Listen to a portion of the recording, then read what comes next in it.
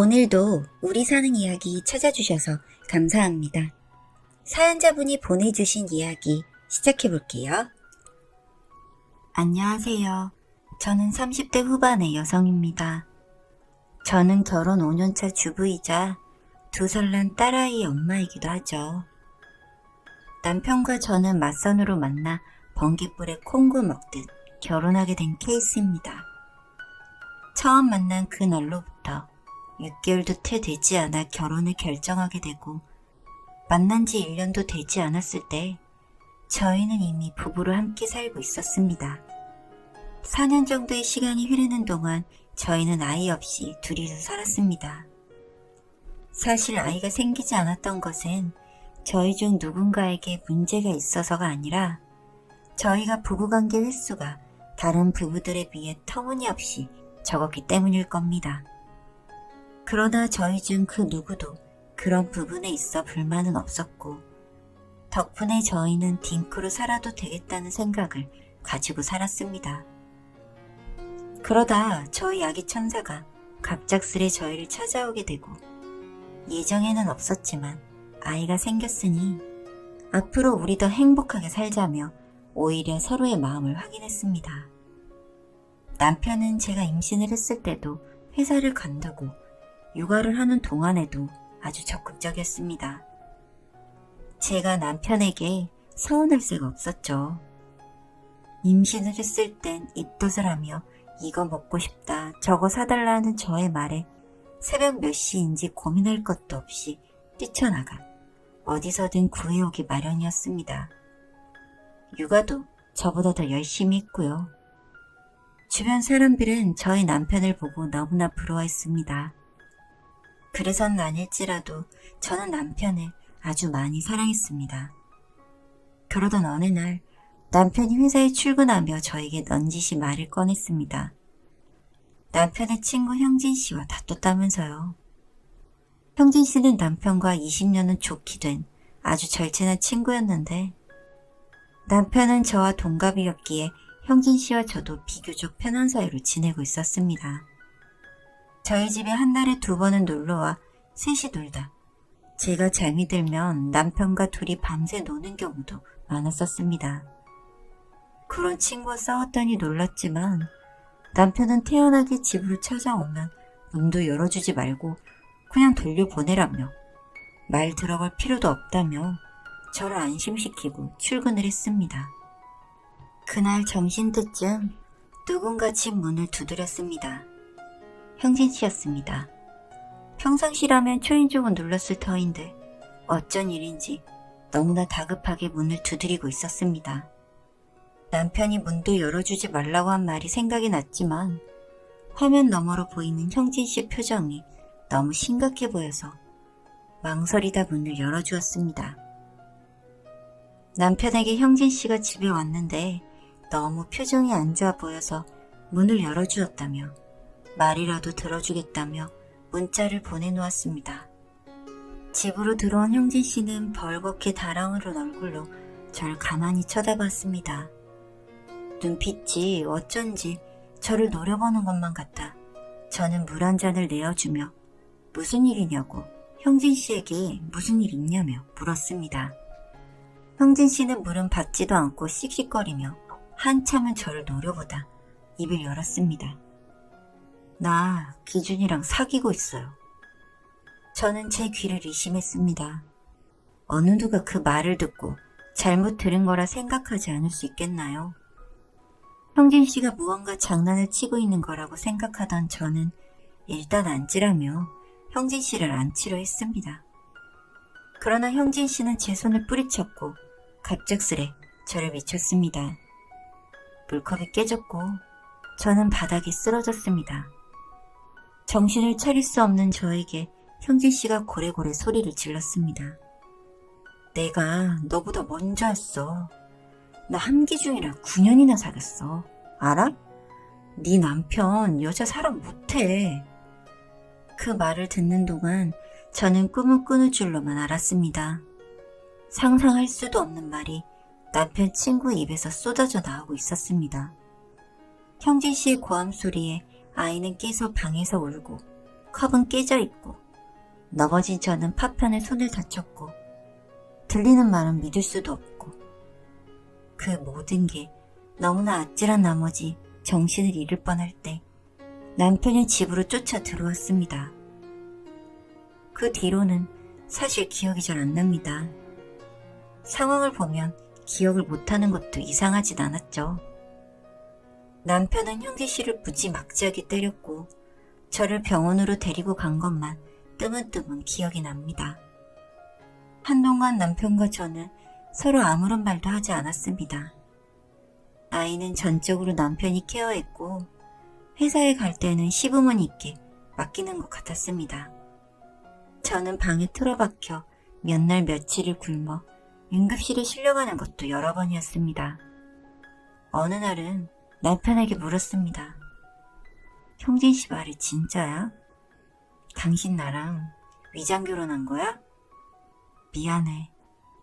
남편은 미안하다는 말을 끝으로 아무런 말이 없었습니다. 전 남편의 침묵에서 이미 많은 답변을 들었다 생각하고 그날부터 이혼을 준비했습니다.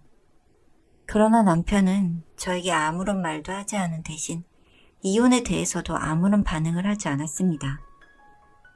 물론 유책 배우자는 남편이기에 소송을 하면 무조건 이혼이 가능했겠지만 모든 의욕을 잃은 저도 자꾸 없어지기 일쑤인 애꿎은 이혼 서류만 자꾸 탁자 위에 올려놓을 뿐이었죠. 그런 상황에 자꾸만 이상한 생각이 들기 시작했습니다. 어차피 우리는 부부관계도 없었고 이렇게 평생 동반자처럼 평생을 그냥 살아도 되지 않을까? 내 남편 같은 사람도 사실 어디에도 없는데 하면서 말이죠. 그러면서도 자꾸만 배신감에 치를 떨게 되기도 했죠. 오락가락하던 며칠이나 흘렀을까 남편이 출근하며 저에게 퇴근해서 이야기 좀 하자며 입을 열었습니다. 자신도 저에게 용서를 빌 용기가 없어 시간이 오래 걸렸다면서요. 퇴근하고 와서 이야기를 할 테니 들어달라며 마지막으로 용서는 꼭 빌게 해달라며 회사로 출근을 했습니다. 그리고 그날 오후 늦게까지 들어오지 않는 남편을 보며 저는 정말로 끝났다고 생각했습니다. 집을 나가려 짐을 싸던 저에게 한 통의 전화가 걸려왔습니다. 병원이었습니다. 남편이 사고가 났다고 했습니다. 병원으로 와서 신원을 확인해달라고 했습니다. 저는 당장 병원으로 쫓아갔습니다. 졸음 운전을 하던 화물차가 와서 남편의 차량을 덮쳤다고 합니다. 남편은 사망한 후였습니다. 그런데 조수석에는 형진 씨가 타고 있었습니다. 형진 씨 또한 사망한 채로 병원에 이송되었다고 합니다. 저는 심한 배신감을 느꼈습니다. 어떻게 마지막까지 나에게 이럴 수 있었을까? 정말로 모든 것이 끝났다고 생각한 저는 휴대폰을 들었습니다. 친정에 연락하기 위함이었는데 메시지가 한 통 와 있었습니다. 남편의 음성 메시지였습니다. 음성 메시지의 내용은 이랬습니다. 자신과 형진 씨는 10년을 친구로 보내고 그 이후 남은 10년 가까이는 친구 사이를 빙자한 연인으로 보낸 것이 맞다고 했습니다. 물론 저와 맞선을 보게 되면서 몇 번이고 그 관계를 정리하고자 했지만 남편이 여자를 사랑할 수 없는 걸 아는 형진 씨는 남편을 놓아주지 않았다고 합니다. 그런 형진 씨의 집착에 남편도 못 이기는 척 계속해서 관계를 유지해왔다고 합니다. 그러다 정말 저에게 너무 미안해서 마음먹고 모질게 헤어지려 한 날이 있었는데 그날이 바로 형진 씨가 절 찾아와 두 사람의 비밀을 쏟아부은 그날이었다고 합니다. 대부분은 자신이 바람을 폈고 큰 죄를 지은 것이 사실이었다며 용서를 비는 내용이었습니다. 그러나 그런 것과는 다르지만 저를 사랑한다고 했습니다. 정말로 많이 사랑했다면서요. 저를 만난 5년 동안은 자신이 여자를 사랑할 수도 있는 것이 아닌가 착각할 정도로 저를 많이 사랑했다고 말했습니다. 그 사랑이 무엇인지 설명할 수는 없지만 남편은 저를 너무나 사랑하고 있다고 말했습니다.